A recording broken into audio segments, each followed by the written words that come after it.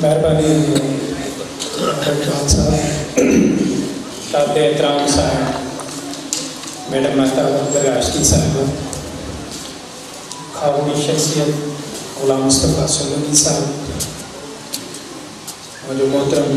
दोस्त साथी साईं अदल सूमरो साहब, मानवालू साईं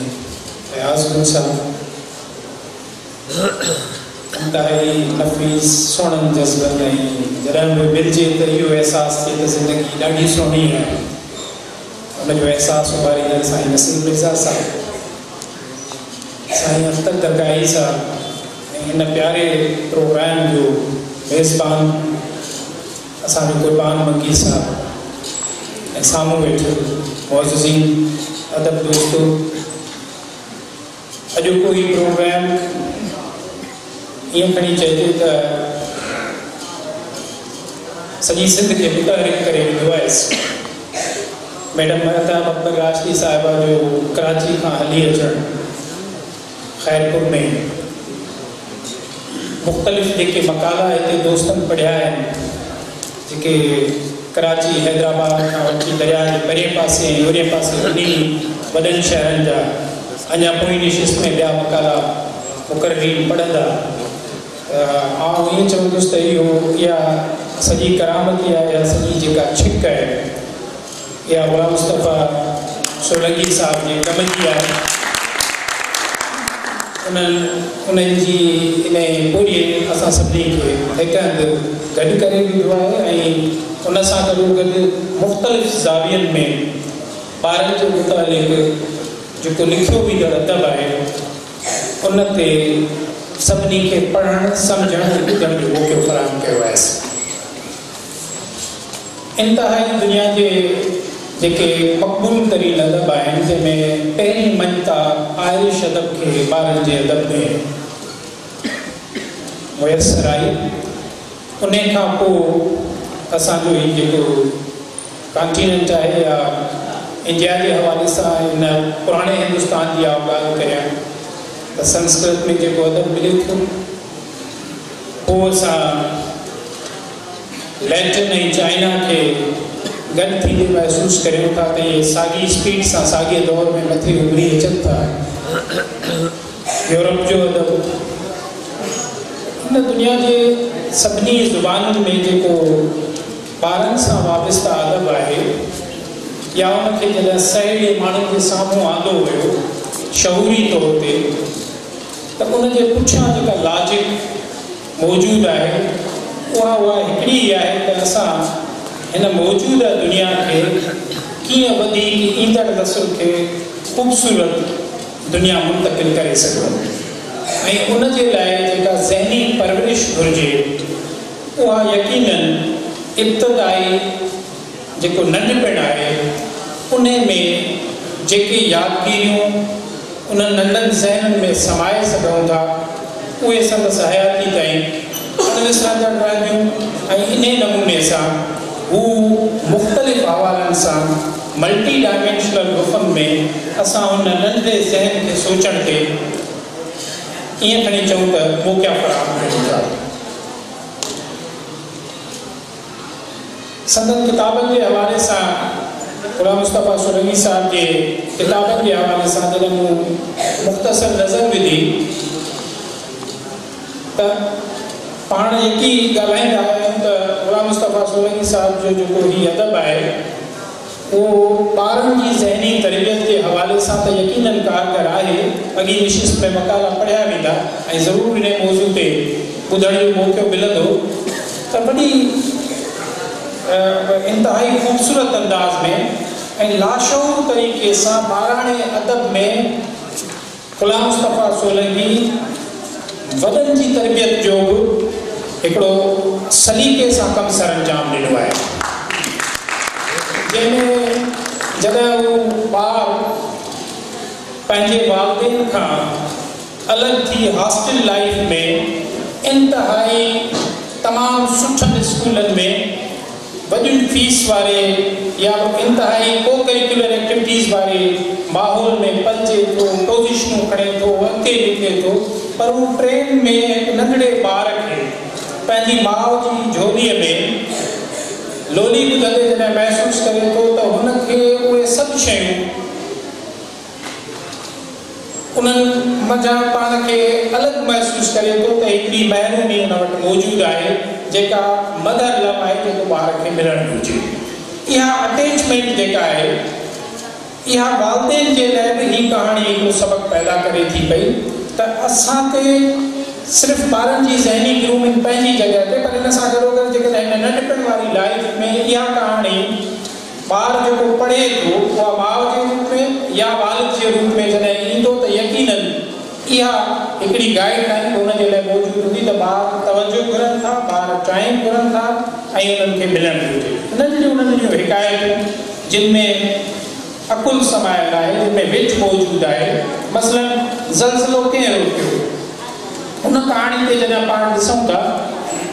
त असां वटि क़ुरान पाक में बि आहे त जॾहिं को तव्हां वटि ख़बर खणी अचे त उनखे अॻिते फैलाइण खां अॻु में उनजी कंफर्मेशन करियो। ऐं ईअं ई मूसाइड जॾहिं नारियल किरे थो चवे थो ज़मीन फाटी पई आहे, सॼे जंगल जे जानवरनि खे भॼाए थो पियो ऐं आख़िर में शेर अची उन शयुनि खे ॿुधाए थो त भई किथे ज़लज़लो आहे, रुको ॾिसी सघूं ज़मीन किथे फाटी आहे। त बेख़बरी में शयूं कंफर्मेशन खां सवाइ अॻिते वधाइण में केॾा वॾा नुक़सान थी सघनि था। अहिड़े नमूने सां ग़ुलाम मुस्तफ़ा सोलंगी साहब पंहिंजे कल्चर सां, पंहिंजे समाज सां, पंहिंजी तहज़ीब सां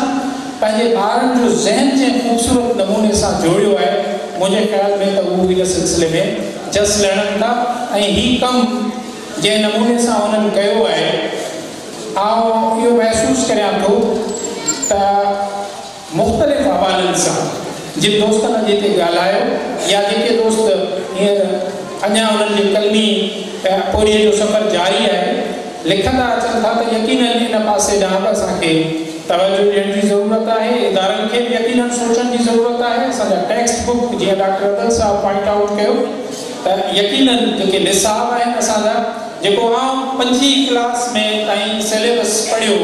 सिंधी टेक्स्ट पढ़ियो, अॼु बि उहो ई पढ़ायो थो वञे पियो। सो यकीनन इन्हनि शयुनि ते